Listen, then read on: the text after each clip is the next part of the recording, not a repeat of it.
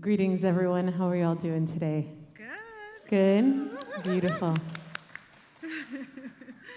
right. So, I'd like to start by reading this land acknowledgement, Indigenous land acknowledgement, and Black labor acknowledgement on behalf of the New School.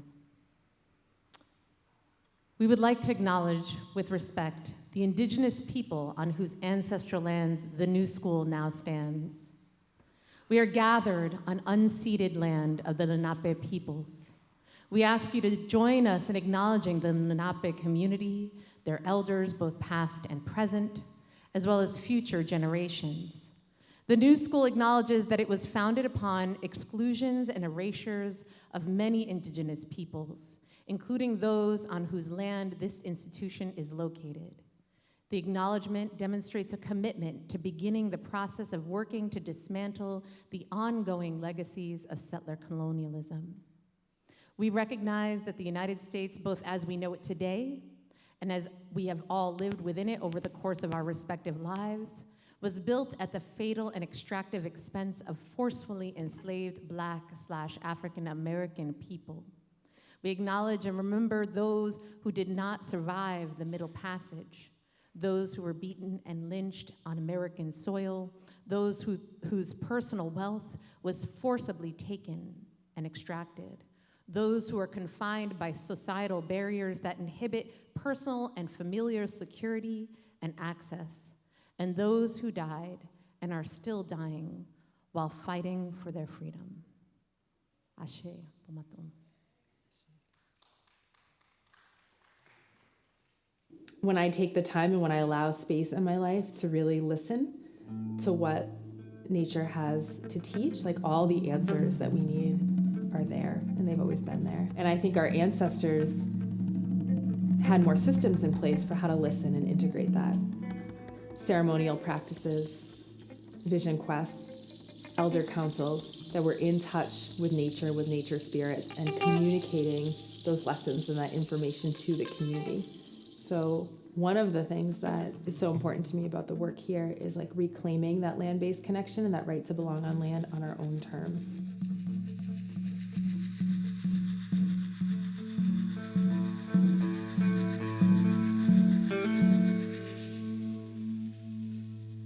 This is my declaration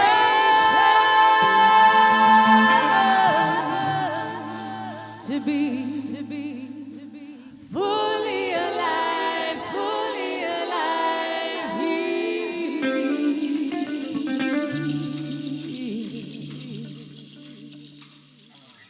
This is my reclamation of my ancestral wisdom.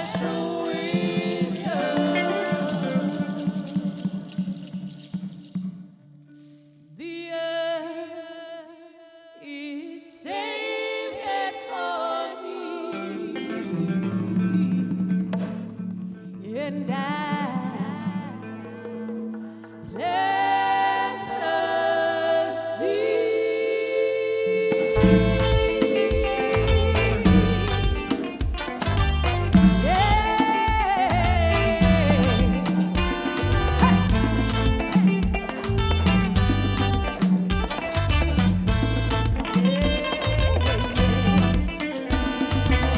No, I won't give up, I won't settle.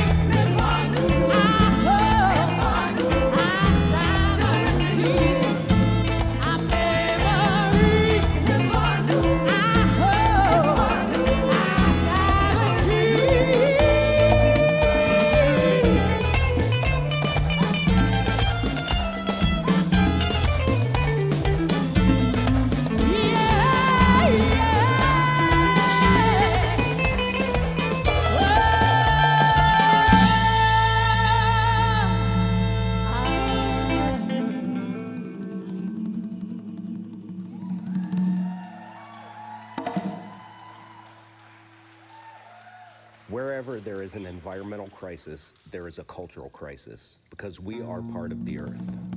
We don't have guaranteed protection for our religious freedom in the U.S. as indigenous peoples.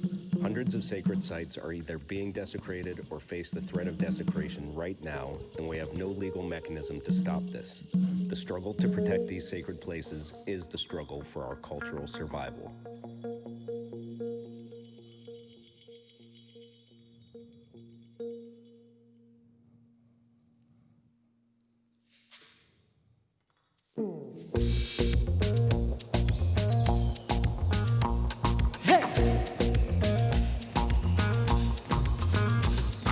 Protecting the sacred of all ecology, the interdependence of every species, the right to self-determination we affirm, the right to every living being free of harm, the classification of water and of land, with the use of our resources we demand, to live in balance with nature, our lives depend.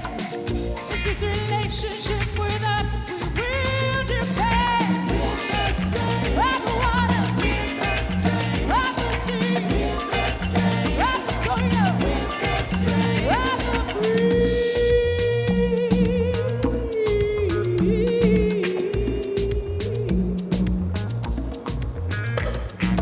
Cessation of predator corporation greed, in governmental palms, whose mouths they feed, in occupation of land stolen and misused, reparations for those exploited and abused, for those who battle on the front lines, who claim our land, our heritage, colonized, educate our children, there's time in life, and with this knowledge we will harmonize. Of the water, of the sea, of the soil, of the breeze, of the fire, of the people,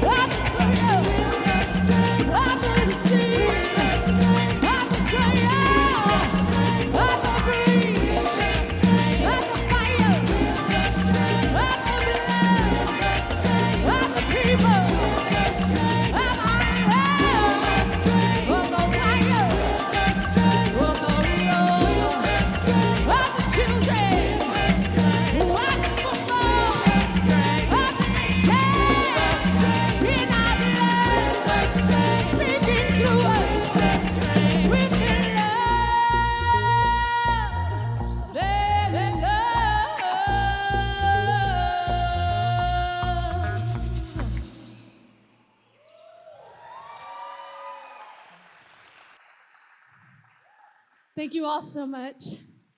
I'd like to acknowledge my accompaniment today. We have Gaetano Vaccaro on guitar, Danu Mutisia on vocals and dance, Eliana Rowe on vocals and dance, and Dylan Blanchard on the conga. Once again, my name is Taina Seeley. It's been an honor and a pleasure to be here in conversation with you all with my art today. Peace, love, and liberation. Thank you.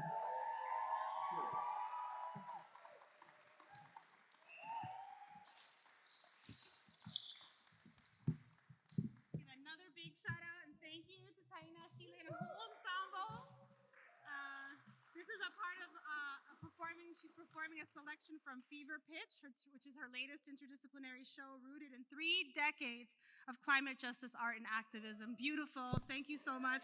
Warm welcome and gratitude for your gifts. And now I'm going to call up President Joel Towers to come and say a few words for us.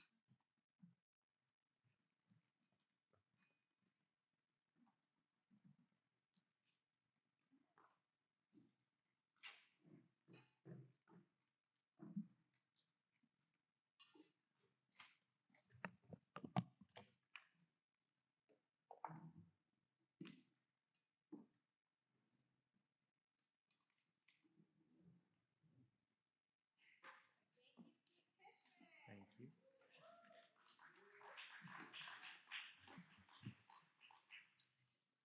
Good evening, everybody, and welcome to Earth Day, to this extraordinary panel that we will soon hear from.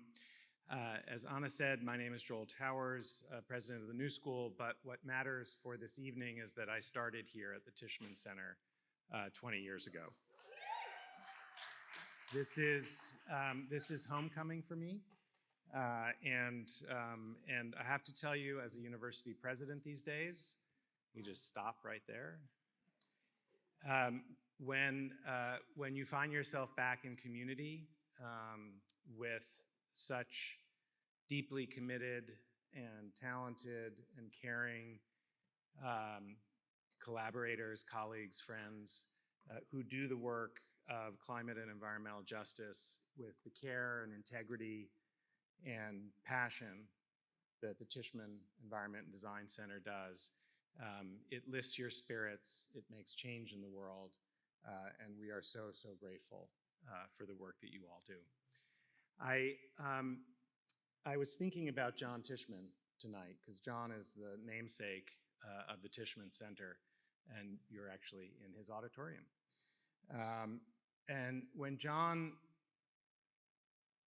asked us at the New School to take on this work, and I had the privilege of working with him to found this center, he had a vision of the importance of the work of climate change, of the work of environmental justice, of the work of community that needed to be centered at the New School. It needed to be at the very core of what we do.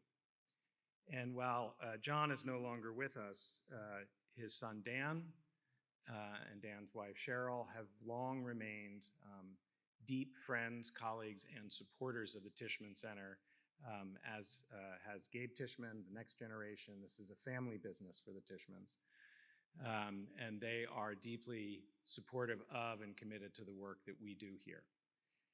So I was thinking about John and thinking about how proud he would be of what the center has become. After I started it, it was then led by our friend and colleague, Michelle DePass, who gave it an energy and a focus unparalleled, in my opinion. The Tishman Center simply would not be what it is today without the work of Michelle DePass. And she brought Ana Baptista into our orbit as well. And I had the real privilege of, after Michelle moved on to other tasks in the world, working together with Ana to co-direct the center for a number of years before taking on this other crazy job that I have. And now Ana directs it with, again, that passion. The passion and the vision and the commitment that will assure that in the next 20 years of this center, we will be doing the kind of work that not only would make the founders of the center, the Tishmans, proud, but the communities that we are so fortunate to call partners and to work with. And so I will give you, Ana, in just a second. I just want to say one last thought. It's very easy in a time of chaos and attack like the one that we are in to allow ourselves to be distracted by the cruelty, the inanity, the, I don't have the words. I don't have the words to describe what's happening in the national level. And it's easy for us to be distracted, to retreat, to feel the pain of projects started that have been defunded, to see so much work undone or trying to undo that work. And we have an obligation to not allow that distraction. We have an obligation to the people we work with, to the planet, to all that we believe in, to not allow this asshole to take from us the work that is essential and to think beyond this moment that we are in politically, because ours is the long game. Ours is the game for the community, for the planet, for a future that is equitable, that is just, for a just transition. And we will not back away from that, no matter what they do. And I know that because Ana Baptista runs this center. And she's not backing away from anything. So please welcome her to the stage. He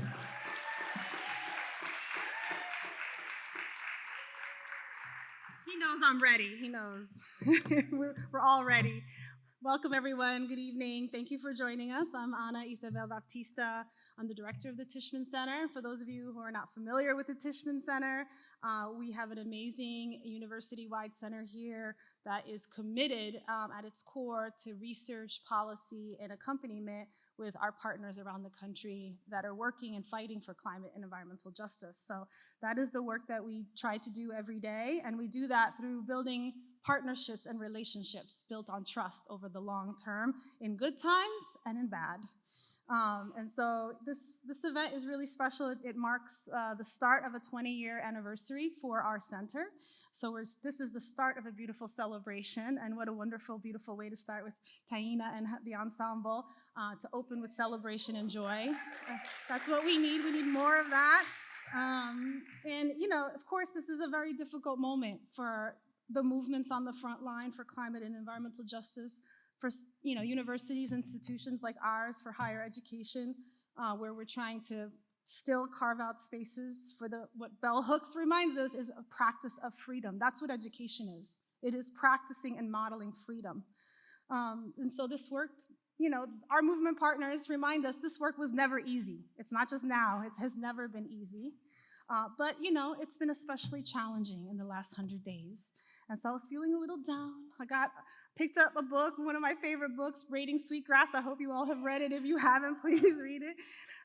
We need this, right? We need salves. We need music. We need art. We need our poetry. We need our books. And I read this passage, so it was a good reminder. It says, "Even a wounded world is feeding us. Even a wounded world holds us, giving us moments of joy and wonder. I choose joy over despair, not because I have my head in the sand, but because joy is what the earth gives me daily, and I must return the gift." So tonight is a gift we're going to give each other, okay? We're going to remind ourselves how important it is to do this collective work and stay focused on our rigor and our discipline to stay joyful and hopeful in this moment, to build the world we want. So I want to thank our honored guests. We're going to get this program started. We have amazing guests who joined us from far and wide. They left their communities and their homes, and they traveled here to share their wisdom and their experience with us, and we're deeply grateful to them and want to share a warm welcome with them. And I have the pleasure of also introducing our incredible moderator, Dr. Tony Reams. So I'm going to introduce Tony and ask the panelists to come up and join us here on the stage, and I'll introduce Tony. Now, I've been trying to get Tony here at the New School for a minute. A couple of events, invites have gone out, and finally he's agreed to come, and I'm so thankful for that because I've admired Dr. Reams' work for a very long time. He is deeply rooted in his community, and he brings that with him everywhere he goes. So whether he's a professor or the Department of Energy, you see the fierce people of Detroit in everything he does, and he brings that into the spaces where he occupies. So very grateful to have him here.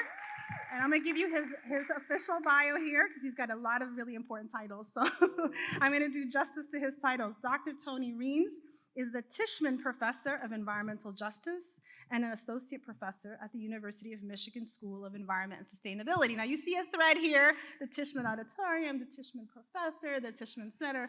We've got a thing going here. We got a thing. He also, at the University of Michigan, founded the Urban Energy Justice Lab and the Energy Equity Project. He's the director of the University of Michigan C's Detroit Sustainability Clinic. He was recently a presidential appointee in the Biden-Harris administration, serving as the Deputy Director of Energy Justice and Principal Deputy Director for State and Community Energy Programs at the U.S. Department of Energy. He established the first ever Office of Energy Justice Policy and Analysis in the Office of Energy Justice and Equity. He's a multidisciplinary scholar with degrees in engineering and social science. His research investigates the fair and equitable access to affordable, reliable, clean energy and explores the production and persistence of energy disparities across class, race, and place. He holds a Doctor of Philosophy and Public Administration from the University of Kansas, a Master's in Engineering Management from Kansas State University, and a Bachelor's of Science in Civil Engineering from North Carolina Agricultural and Technical State University, and he's a licensed professional engineer and U.S. Army officer veteran. He serves on numerous boards, so he's very accomplished, and we're very honored that he's here moderating this discussion for us this evening. Thank you, Tony. Wow, let's talk about a gift. It is an honor to be here today to celebrate Earth Day, but to also have this conversation in a moment of crisis. And I appreciate Director Batista doing the introduction because I'm going to do less of the talking tonight, and we're going to hear from our amazing panelists. But I do want to set the stage. Director Batista mentioned that I was in the Biden administration, and so as you can imagine, this moment of erasure, this moment of cruelty definitely hits hard, right? And trying to find the place to be motivated, to still have hope is so needed in this time. And so spaces like this allow us to do that. But I'm also reminded, and it was talked about throughout the evening so far, is that this work, this fight for justice and equity didn't start in the government, right? It didn't start with a president. It didn't start with our elected officials. It actually started with people in communities who said they wouldn't take injustices anymore. And so that also allows us to have hope and faith that we will get through this moment and we will come out better than before. I often say if my ancestors that allowed me to be here went through far worse than I could ever imagine, and if they could endure for me to even exist, we can get through this moment. So I thank you all for being here and joining us, and you are in for a treat. We were in the green room cracking up, getting ready for this. I have known some of these folks for years, and so tonight we just want to talk about the real challenges, but then we also want to inspire. We want you to walk away with some actions that you can take, because a lot of people are saying, what can I do? We feel so overwhelmed, but we will definitely try to share some calls to action so people can go out and do the work that is needed. So I'll go through our speakers today, and our first speaker I've known for a few years and actually worked together while I was at the Department of Energy. Ajulo Othow is the CEO and founder of EnerWealth Solutions. It's a commercial and residential solar and storage development company dedicated to bringing equitable, sustainable opportunities to rural communities. Based in Oxford, North Carolina, her and her team are committed to developing projects that benefit landowners, their local communities, and our shared environment. And I met Ajulo through an organization that has a really cool name, BOSS, Black Owners of Solar Services. And when we thought about who could help support our office, the Office of Energy Justice and Equity, to actually begin to build a workforce for the clean energy future, there was no other organization than the one she led.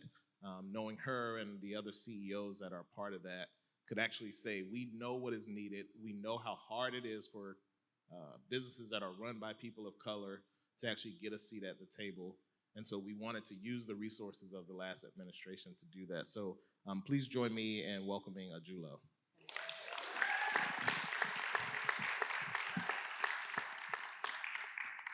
Our next speaker, we'll call him the mayor. Mayor Ray Leon is the mayor of Huron, California. And he's also the founder and executive director of the LEAP Institute, Latino Equity, Advocacy, and Policy. And I'll just say he's a hoot. We were fellow fixers from Grist in 2019, so we met just before the pandemic. An amazing guy. He is based in the Valley of California, where his nonprofit organization is located. Born in Fresno and raised in Huron, where he's now the mayor. He focuses on economic, environmental, transportation, and climate justice, clean energy, green jobs, and community development.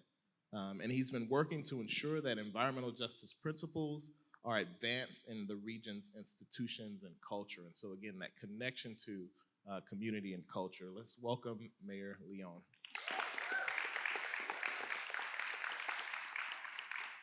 And then our last panelist, who actually took the record for the longest flight, coming all the way from Alaska, so 13 hours, we said? And a half, so 13 and a half hours. So please, we have to give it up for her. But Aneba Gay is the co-founder of the Fairbanks Climate Action Coalition and the Black Mesa Water Coalition in Arizona, and executive director of Native Movement. She's Dene and Toha Otham Nations. She's also the co-founder of, I said that already, Native Movement, which is an Alaska-based nonprofit organization. It incubates 21 community organizations while also leading numerous campaigns and coalitions in Alaska for the rights of Mother Earth and social justice. Ane is co-founder of the Fairbanks Climate Action Coalition and co-founder and former executive of Black Mesa Water Coalition. She is a longtime community organizer, trainer, facilitator, and advocate around issues of environmental justice, economic justice, climate justice, and the rights of Indigenous people. So let's give it up for So when I first started doing public speaking, my mom was like, okay, well, the way you start out is to talk about something that nobody else can talk about, right? And so for our first question, I'm gonna make it easy for our panelists so you can't dispute them. They're gonna talk a little bit about themselves, right?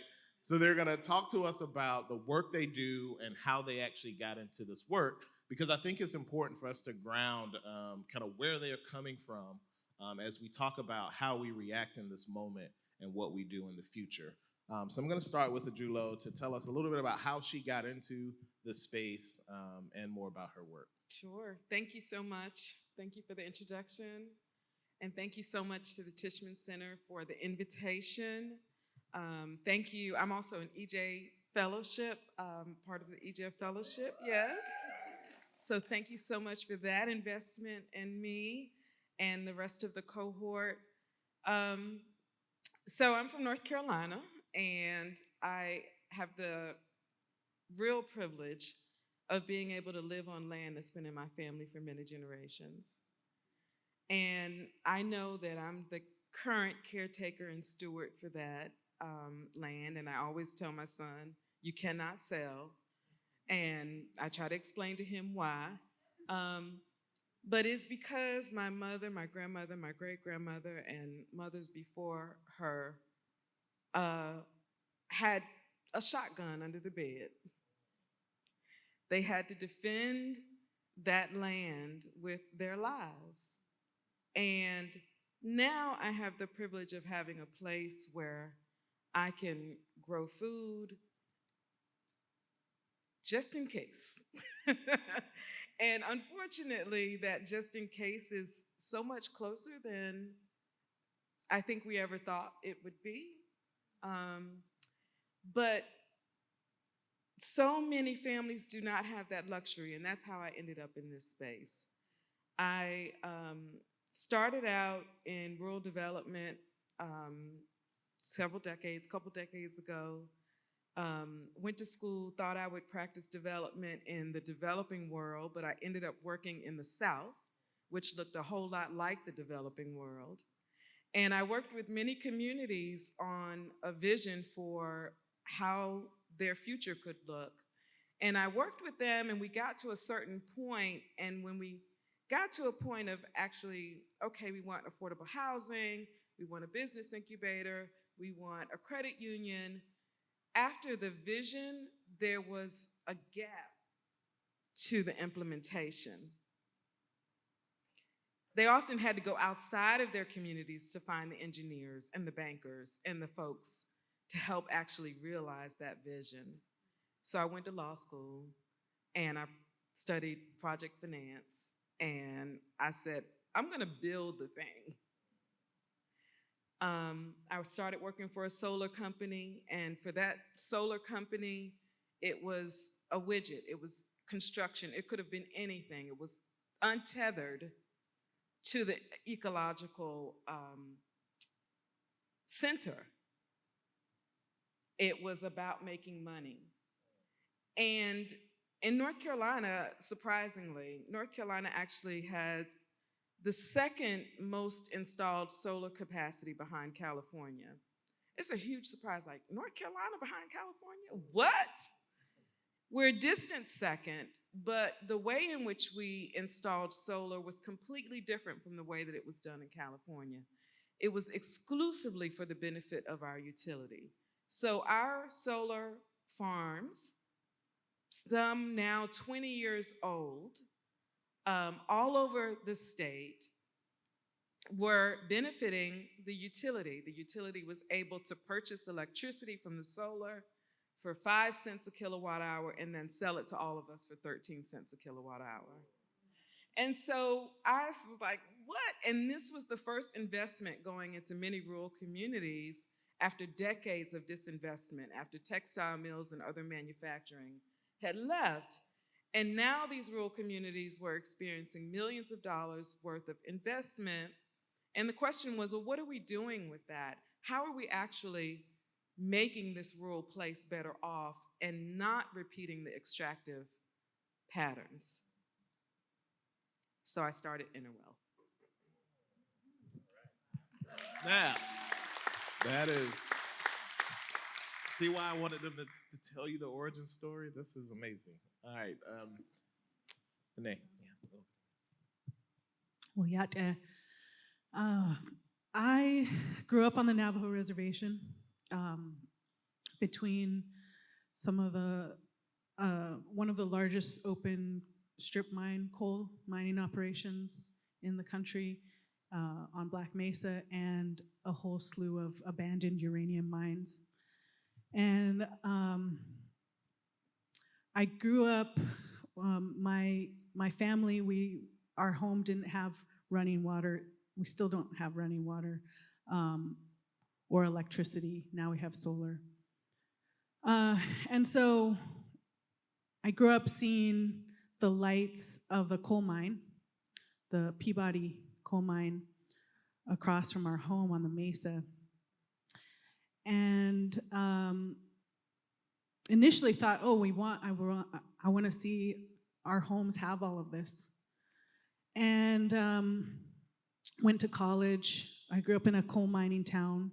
Most of the community in Keynote, which is the community on the res that I lived in, grew up in, were coal miners. I was also the largest employer on the reservation, 250 jobs, the largest employer. And that mine was not only taking what we call the liver of Mother Earth, the coal, that organ that helps to clean her. It was also taking water, sole source drinking water for those communities, groundwater, to mix with coal, crushed coal and slurry to power Los Angeles and Las Vegas and Phoenix. So these big cities were being powered by the liver and the lifeblood of our lands. And so I went to college in California, studied environmental law and policy, studied natural resources, and studied the groundwater levels, because all our elders were saying the groundwater's diminishing. Naturally, water flows south, but in our case, the water was flowing north to the mine, to Peabody Coal Mine, where they were sucking it up. And so was studying all of that and, finding the Western science that was corroborating our indigenous knowledge. And I started organizing because it was our own people who were also selling our lands.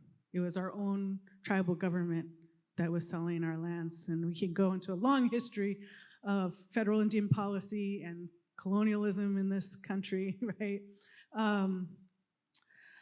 But we had to start organizing amongst our own community, and I started with elders. I started as young people and with elders doing sacred runs for the water, bringing young people together that were both Dene and Hopi, because our peoples were divided.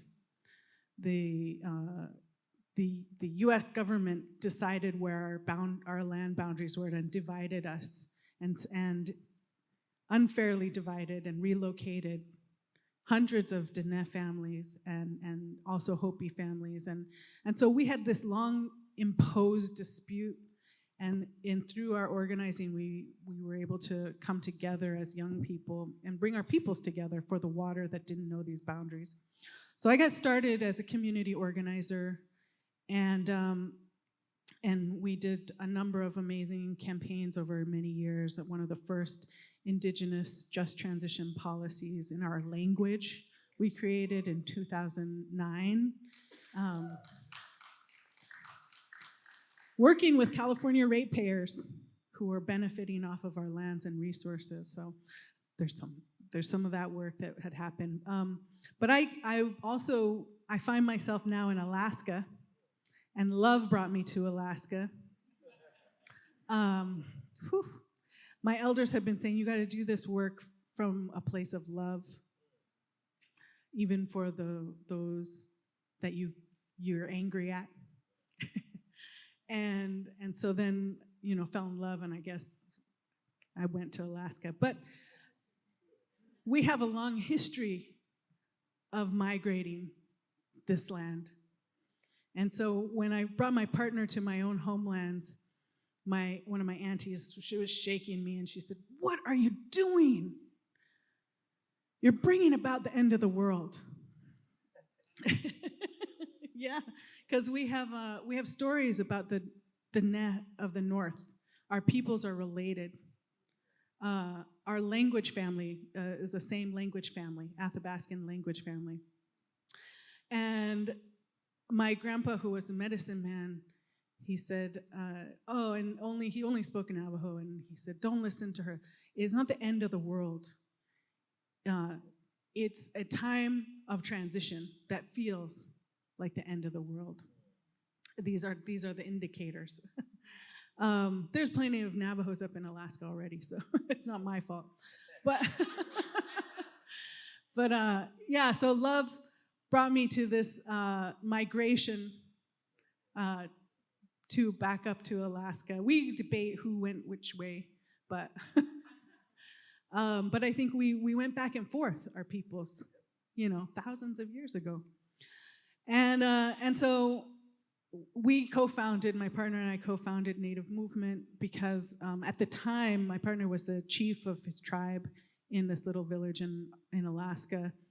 And even within the tribal government, working within the tribal government, wasn't able to build a change that was needed, was like putting Band-Aids on a leaking ship. And realized that we needed more tools in the toolbox. And so we co-founded this organization to be a tool for community organizing.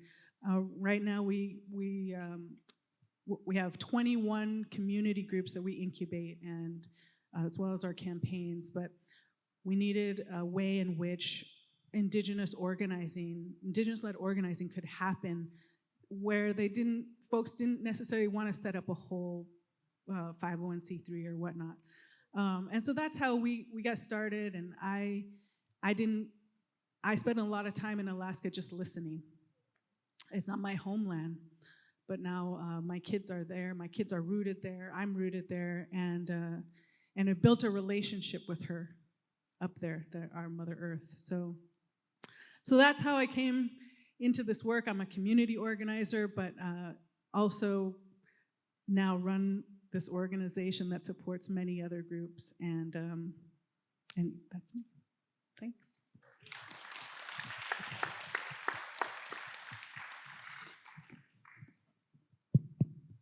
Thank you for transitioning the world. Buenas noches, everybody. My name is Rey Leon. And I guess my creation story is my people's story, but it's, zoning in like my family story that is embedded within my people's story. And I think when you grow up hearing all the stories in your family, and then you go and do Chicano studies, then you figure it out, right? It's like, caray, pues, okay, yeah, there it is, right? And, both my parents are from the same village in Michoacan, on the north side of Michoacan. And probably about 100 years since they stopped speaking the indigenous language of Purepecha. But my dad's oldest sister, my parents are gone now, but my dad's oldest sister, she still sang a song in Purepecha, which blew me away, because she would always say, no somos indios. But one year is like, she kind of broke down, And I share that because I think it's important that all of us here, no matter who you are, you have an indigenous root somewhere. As far back, who knows how far back you got to go, but it's somewhere. And what that means is that at some point in time, maybe it's today, right now, or yesterday, or generation back, that you honored, respected, and were part of the nature and celebrated Mother Earth and did the work to maintain that, right? I think a lot of us have to, in this society, we have to come back around, And I really thank the mujeres, the moms, because I think that's where the power is at to lift that work and to move it forward with our sister leaders here. And I'm just here for the humor. But my father arrived in my village in 1951. In my city. The reason why he arrived there is because the siblings of my grandparents arrived to Baja California in 1949. They arrived there because during the revolution, one of the most important pieces of the revolution was el Plan de Ayala. Emiliano Zapata, Pancho Villa. Plan de Ayala was probably the most important piece to that, and what that meant is that the land belonged to those who worked it. La tierra es de los que la trabajan. Right? So then when Lázaro Cárdenas, one of the co-founders of the Partido Revolucionario Institucional, which would later become corrupted and become something that, would have to, get changed out, while he institutionalized the revolution with El Plan de Ayala. And that's when they opened up the lands in Baja California. And the siblings of my grandparents, most of them went to become part of land trust, AKA ejidos, right? One uncle sold back in Michoacan and bought over there. My father, an orphan, followed him. At 14 years old, orphan, farm worker, undocumented kid, my dad would end up in Huron because there was already folks from our cluster of villages in Huron at the time. And that's where I'm at. That same year, 1951, Huron was incorporated to be a city. My dad would have probably never imagined that his son would become the mayor, of the heart of the valley. That's our slogan, the heart of the valley. But, just the stories of my parents, my father always reminding me of who we were. He would eventually become a restaurant, owner. He would become a bracero. Early on, he became a bracero in 57. That's important to me because who knows what a bracero is? There's some folks. So the braceros were the folks, the Mexicanos that were pulled to the United States, an agreement between Lázaro Cárdenas, one of the best presidents, probably the best president Mexico has had, and I'm not just saying that because he's Michoacano roots, but Franklin D. Roosevelt, right? They established the Bracero program because in 1942, when World War II started, a lot of the men went overseas, and the lack of labor, was fulfilled with the Bracero program, bringing Mexicanos, hundreds of thousands of Mexicanos. And that existed, because in the next war, Korea, then Vietnam, that existed till 1964. In my city, we passed a resolution to honor the Braceros in September. It's a Bracero Legacy Month. And so Braceros are the unsung heroes of World War II and the conflicts that would follow, because without that labor, what would happen in construction, manufacturing, the rail, and largely agriculture, right? So I'm the youngest of 7 siblings, and so I had to grow up being bullied all the time. That's probably why I'm so humorous. Survival tactics, folks. But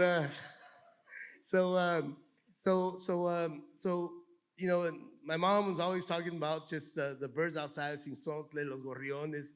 It's always about nature, right? And so I grew up going to the creek, going to the foothills, and really close to it. So when I went to Cal, I went as environmental sciences, and but then I met up with other Chicanos, and I switched over to Chicano studies, but even before that, when I was a kid, I remember not so much of a kid, but I remember the Exxon Valdez spill, right?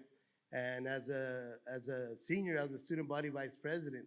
I organized the first Earth Day lunchtime event.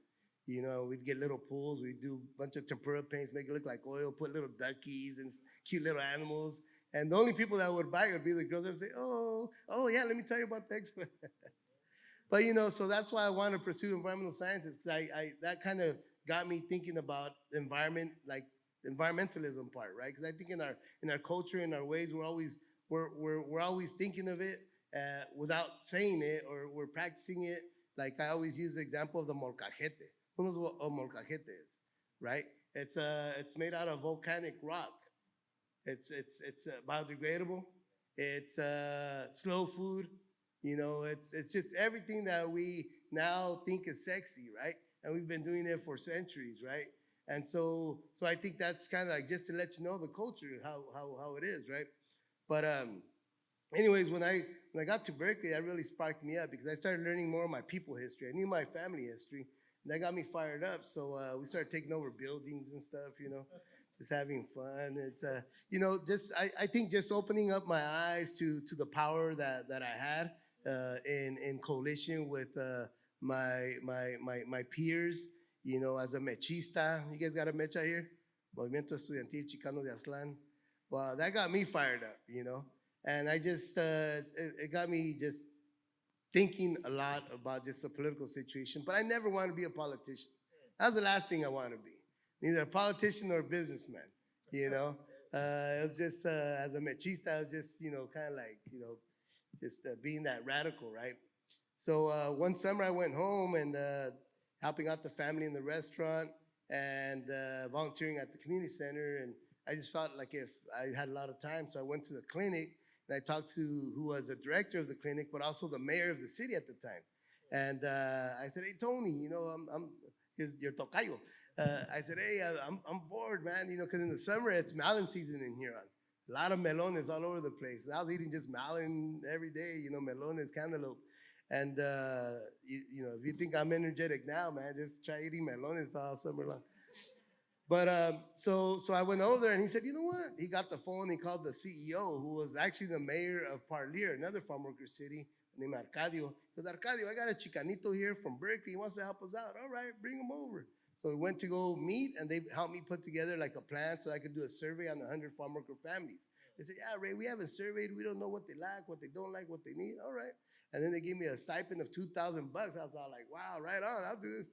And so here, just put that, make 100 copies and get it done. All right. So I did that, returned it, and then to my, I don't know if it's surprise, but I was like, just kind of, I felt good about it that, they added hours at the clinic on Saturdays, because a lot of the farm worker families were saying, well, throughout the week we work, by the time we get out, you close. And so they did that. So for me, the first impression was like, wow, I helped make that happen, right? And later on, I would think back and say, man, these guys came through and they mentored me. They took care of me. They gave me a stipend, you know? And so, but I would keep going over and talking to Tony. One day he says, hey, Ray, we don't have no more feria, or we don't have no more money, but we haven't had a health fair. And he thought I was gonna try to negotiate with him. But I said, yeah, I'll organize it. So I started the first health fair in my community. So my community got me organizing starting early in '94. So then I would go back home and organize a health fair every summer. But that summer I started a youth group, La Raza Unida de Huron, the People United of Huron. So anyway, that sparked me up, and it sparked up just a whole bunch of organizing, and I haven't stopped since, right? You know, and so so in 2016, I moved back home to work on a program, the first EV ride-sharing service in the country, and people started hitting me up. Hey, Ray, you running for mayor? I go, nah, I'm not gonna run for mayor. But then I started thinking about things, and one time when one of the police officers was messing with me, and the first thing I think is like, if he's messing with me like this, how is he treating my farm worker folks, right? Those same folks that my dad would point at when we're in his restaurant saying, look, date cuenta que ese soy yo. Look, basically that's me, you know? And so always reminding me of who we are, right? And so that kind of, you know, pissed me off. Then I started thinking about it and some other stuff. It's a bunch of stories. And then I ended up just biting the bullet. I said, all right. So then I, you know, won 76% of the vote. And almost, gracias. So there's a bunch of story. Ya estoy viejo, I think. But you know, just coalitions built, started, and policies passed for the region specifically. But almost $100 million of infrastructure investments in the past 8 years. Yeah. It's crazy. It makes me think, what were the other guys doing? What were they up to? You know? But I mean, that's part of what, you know, when you're organizing, always involved, people know who you are, you know, a little funny, you know. Yeah. But, you know, just building that network. Because I tell my folks, it's like, you know what, you guys got me as a mayor, but you didn't just get me, you got my whole network. And we're doing this, right? Y sí se puede. Thank you. That's amazing.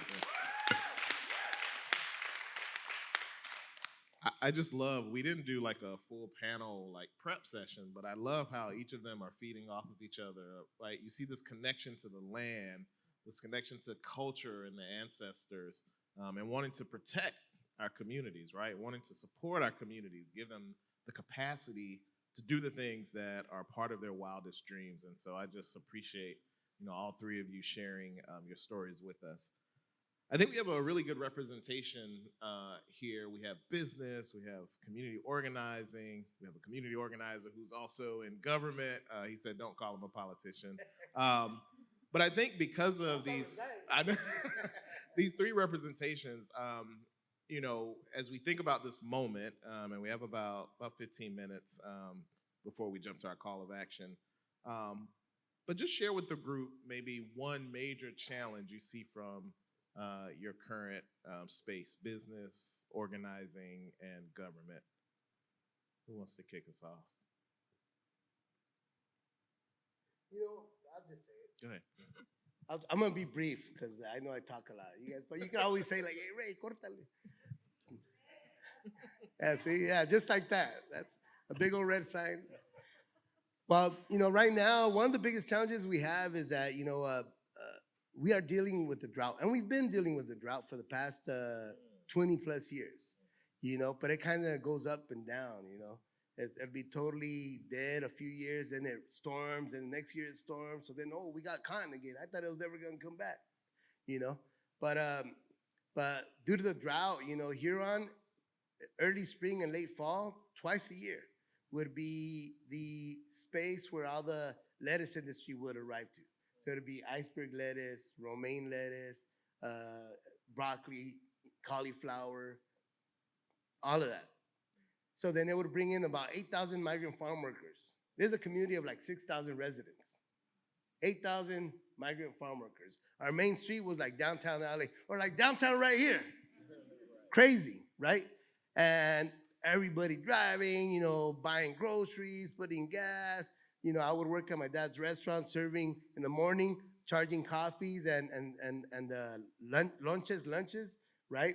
In the evening, they're coming in, they're ready to have a nice, they love caldo, like a hot soup, and charging, and it'll get full when people that have been coming for years, and the cooks in the kitchen, my cousin, and basically my other cousin, they're more like tias, they're like everybody's tia, Hey, yeah, you guys, so you came back, yeah, this and that, oh, how's the family, It's like that type of connection, 8,000 migrant farm workers twice a year, right? So imagine that in terms of the economic stimulation that would take place in this community. Everybody had a garage or an extra room, they're renting it, right? And so that would help, because in the winter it was dead, totally dead, right? So the problem right now, due to the drought, is that and about 20 years ago, they started putting in a lot of orchards, almond orchards, pistachio orchards. They're great, but they're not labor intensive. Those folks aren't coming back with checks in their pocket because they're not there, right? And so it's the owners that are becoming, they're coming up, right? More recently, past 10, 15 years, a lot of solar parks. During Governor Jerry Brown, he did the San Joaquin Valley Solar Initiative, basically streamlining for solar. And they're supposed to do it, because I went to one of those meetings in his office and cabinet. They're supposed to be focusing only on land that was unproductive due to the high salinity levels.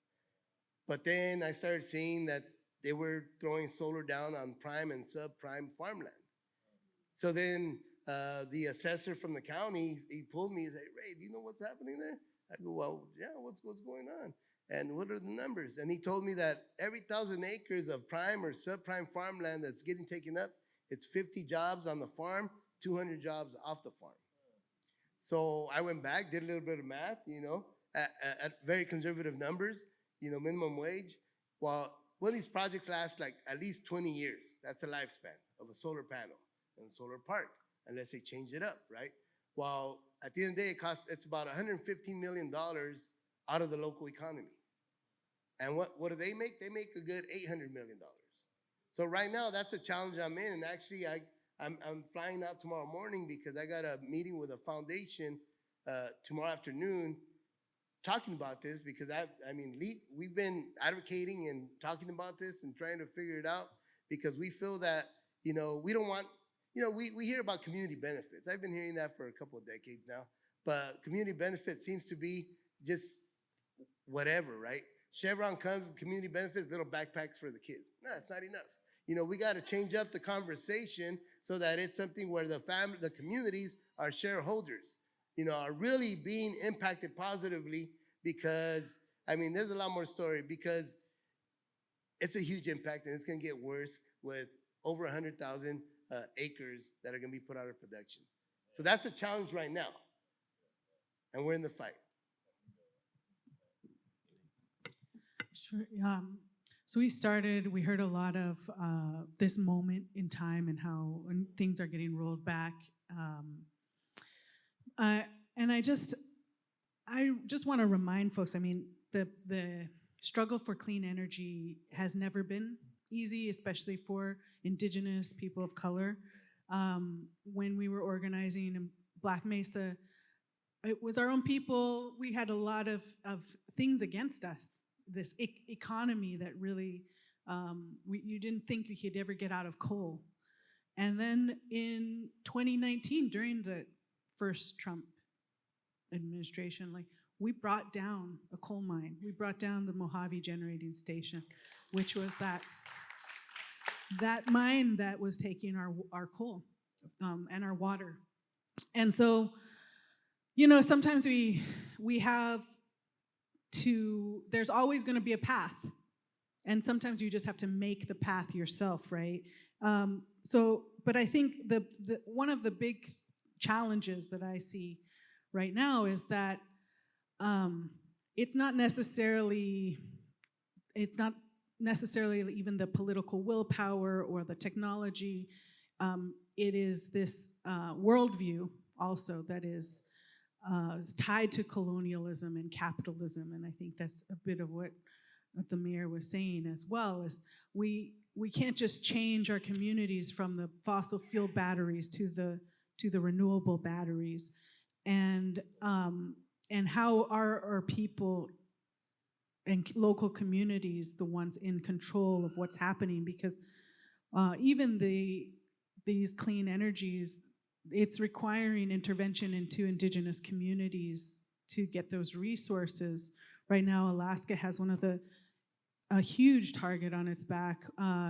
Our governor is offering the state up as a resource warehouse for critical minerals on top of oil and gas development. And so we've got communities in some of the most, you think of Alaska and you think of the pristine lands. We've got communities that live within these oil fields where they're the only places where they're flaring, where 70% of the people are on medication just to be able to breathe because ConocoPhillips is pulling oil and gas out. Meanwhile, we have roads to resources being proposed for all these critical minerals for electric vehicles. So the solution is not clean energy by any means necessary. It is, we have to think beyond that. We have to get at some of the root causes of colonialism and capitalism, and that means we have to do our own work too as local communities and build our own awareness. But it means that we often talk about just and equitable transitions as a just transition. What we've been saying in Alaska is we have to remember forward, because that technology or the way to transition through these difficult times is there. It's not necessarily new. There's indigenous science and wisdom that our peoples have had, who have lived in harmony with the land for time immemorial. It's not about going backwards, but it's about remembering forward, reconnecting that, and moving that into the future. And I think that's part of our work wherever we're at, is this freeing of our mind, learning those histories, building those with the best technology to move forward so that it is empowering our communities. Yeah.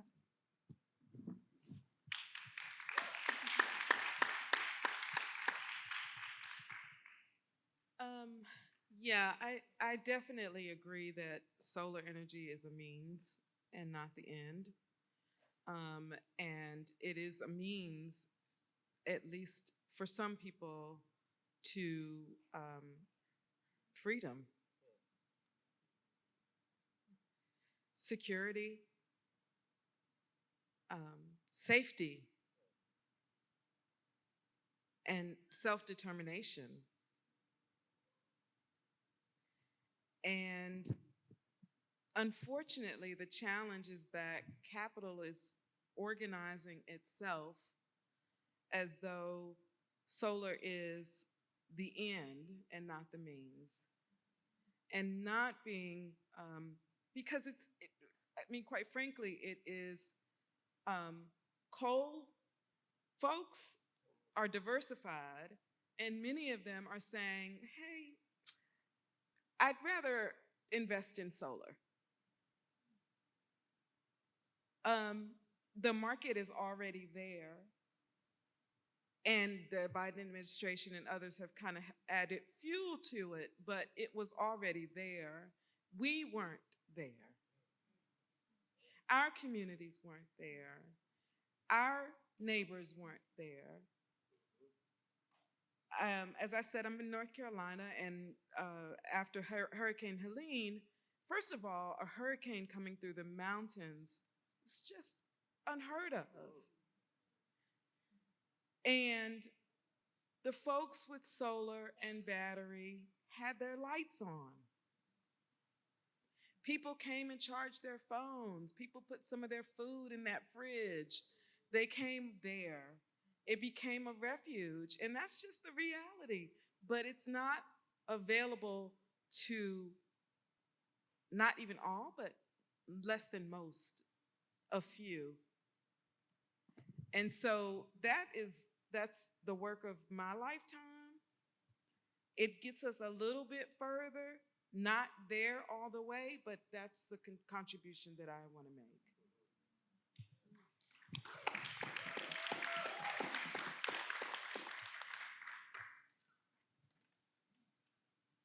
I'm trying to think about, where we go from here, right? An hour is not enough time to have this conversation. We have a little more time. Oh, sweet. Okay. I know, yeah, we're gonna be here all night. We're gonna roll the bar in. Okay. Well, what I hope you're hearing from the panelists is that, I know we're all doom scrolling, right? Yesterday everybody was waiting on the Trump administration to release their executive order to take away 501c3 status from environmental and climate organizations. And that's the tactic, right? To keep us tied in, to keep us like on pins and needles, to keep us stressed.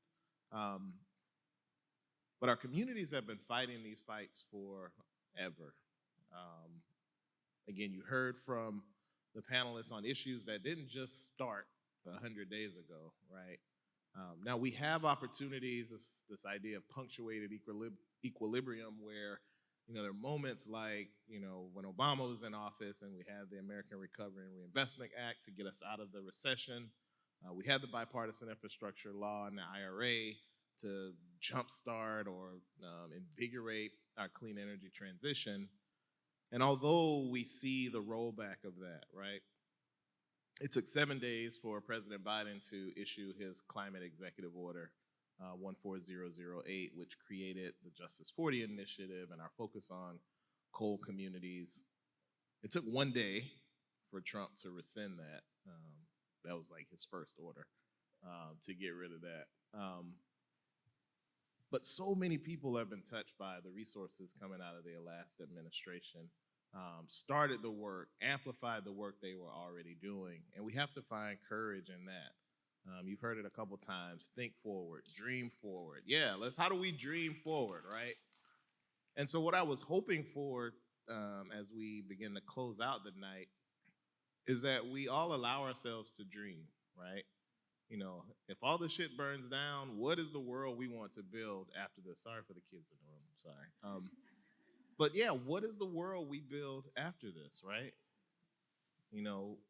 What do we want to see so our people aren't starving because of hurricanes coming to the mountains, that people do have access to affordable, reliable, clean energy, that people don't have to take all kind of medications to just be able to breathe. These were the things that we heard when we came into the Biden administration. And I know the president had a tough time trying to think through re-election, but when he signed his recommitment to environmental justice, he talked about not being able to breathe because of the polluting facilities that were in his community. So I felt President Biden really believed in environmental justice. But we also understood how hard it was to actually implement that in a system that was never created for justice. And I think that's the hope that we can have, that if justice is, quote, illegal, then what do we call it on the other side, right? What do we do on the other side of this? How do we get back to, or how do we go forward to a place where justice just is? And so what I want our panel to kind of close us out with is, what are you dreaming forward? What do you want the world to look like when we get to another place? Whether that's in your work or whether it's just something that you've just been thinking about in this moment. But how do we dream forward, and how do we give our friends here that have joined us tonight a call to action when people say, I want to do something when I leave here and go back out on the street tonight? What are you dreaming forward, and what do you want other folks to do?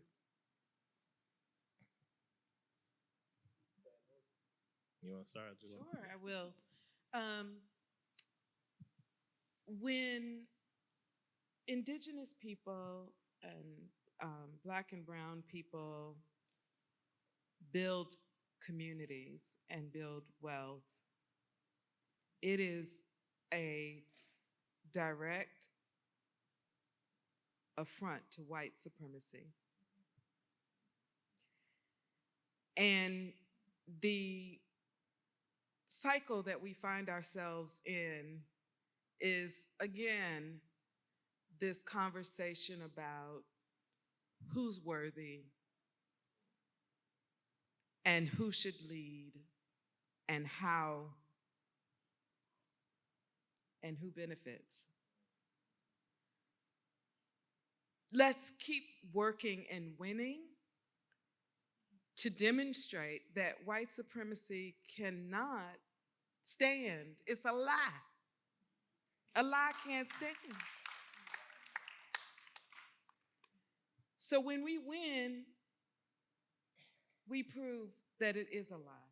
Let's keep working together on that.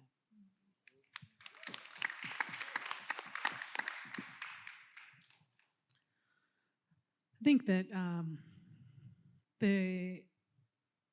we heard a lot of land, and I think one of those solutions for it, of course, is like land back into the hands of stewards who are remembering forward, right? Whether that's as Indigenous peoples, of course, as Black and Brown people who have deep relationships with the land, remembering forward those deep connections and putting that land back into that stewardship is a way forward.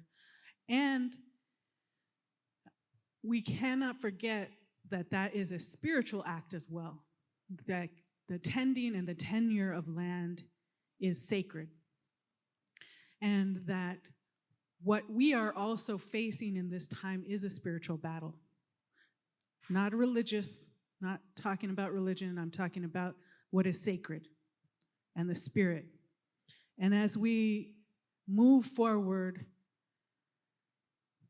through these dark times, through this time that really like pulls at our energy and our spirit and makes us want to just sit back and tune out, that we have to feed our spirit, that what is soulful is strategic, that ceremony is strategic, that ceremony is resistance.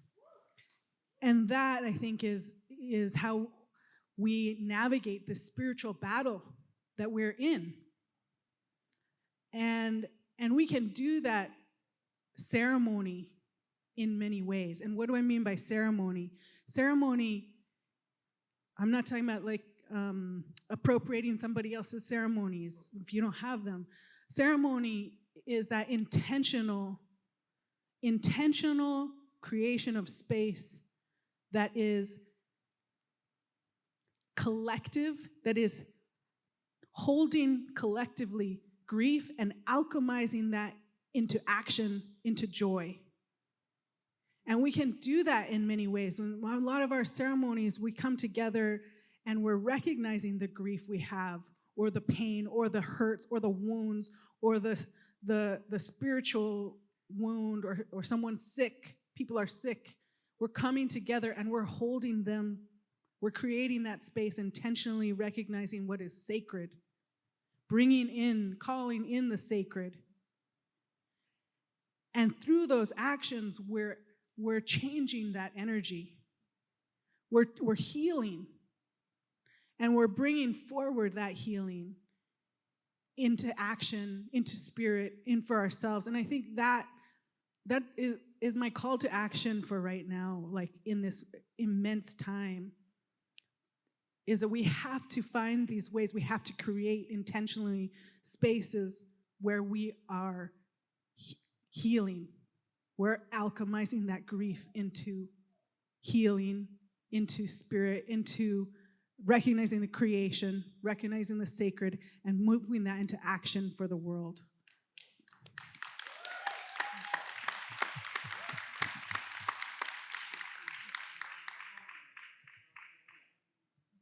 So I just want to clear up and make sure that you guys understood that I'm not against solar. But what I'm saying, is that these corporations coming in with the extraction-based, strategies and undermining our communities because they're stripping, some of our assets, right? They got to pay up. It cannot be climate or environmental justice if it's not economic justice. Punto. I just want to make sure I put that one. How Piri Tomas would say, punto.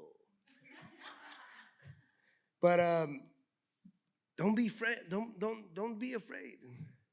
Especially students. Right now is your time to learn. An elder in my community said, Mira, Reinaldo, uno aprende de tres modos. Una porque la vio, la otra porque le platicaron, la tercera porque la vivió. All right? You learn three ways. One, because they told you about it, which happens in these type of circles in the classroom with your lectures, right? The other one, because you saw it, right? You observed it, right? And the third one, because you lived it. The way I learned how to organize was, they didn't have YouTube University back in the days. A puros fregadazos, right? Just doing it. Sometimes we have the fear of barriers because, no, I don't know, I've never done it. No, but it's all right.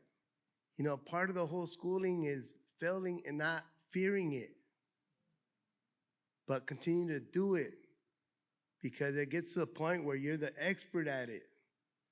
Me volunteering all those years to organize, I mean, that was my fellowship, the Leon Foundation,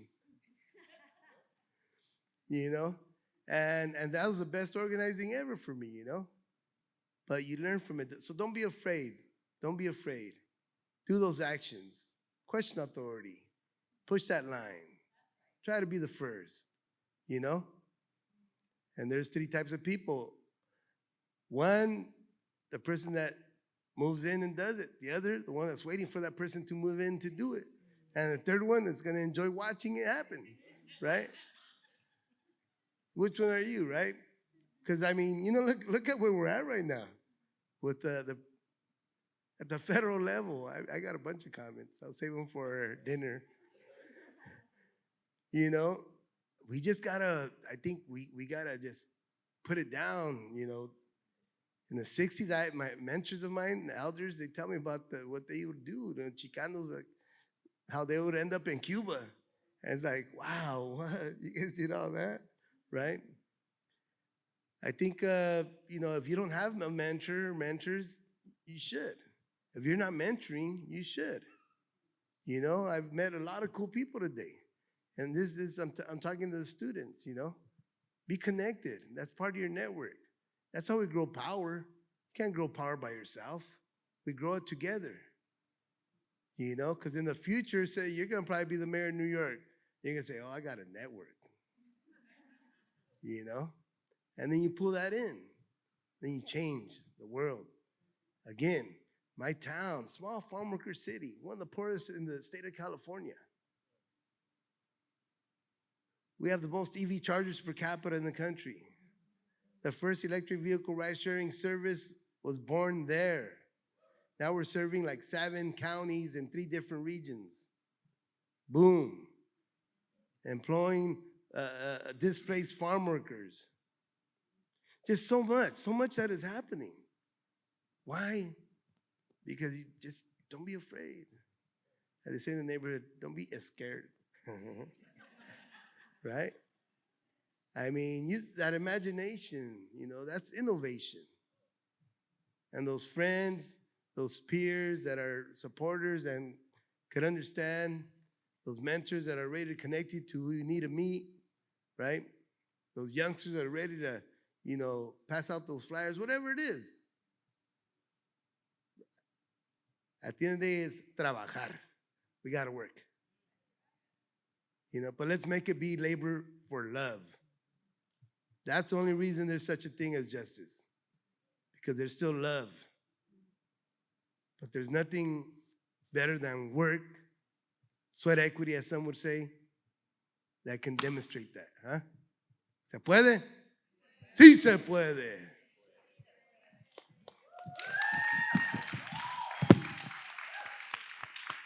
You guys want to do the unity clap?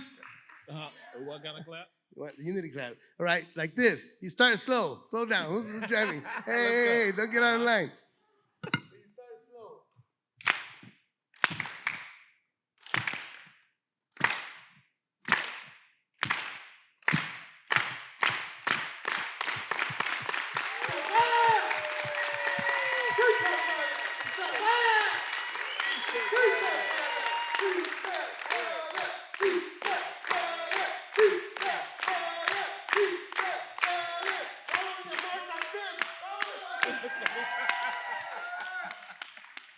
Right, he's got us excited, y'all. We got to go out in March.